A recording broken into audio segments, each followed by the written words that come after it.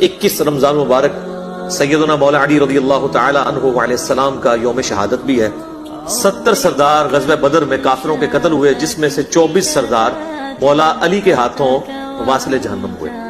المستدرک للحاکم میں صحیح سند کے ساتھ امام احمد بن حنبل کا قول ہے کہ ہم تک جتنی بھی حدیثیں نبی علیہ السلام کی پہنچی ہیں، کسی بھی شخصیت کی شان میں اتنی حدیثیں نہیں ہیں جتنی مولا علی کی شان میں۔ صحیح مسلم میں حدیث ہے، علی سے محبت نہیں رکھے گا مگر مؤمن، علی سے بغض نہیں رکھے گا مگر منافق۔ بخاری اور مسلم دونوں میں حدیث ہے، علی کی میرے ساتھ وہی نسبت ہے جو ہارون کی موسیٰ کے ساتھ، مگر میرے بعد کوئی نبی نہیں۔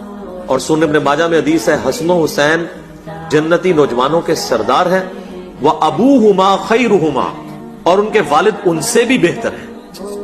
یعنی پوری زندگی ان کی بچپنے سے لے کے شہادت تک اسلام کے لیے قربانی ہی قربانی ہے۔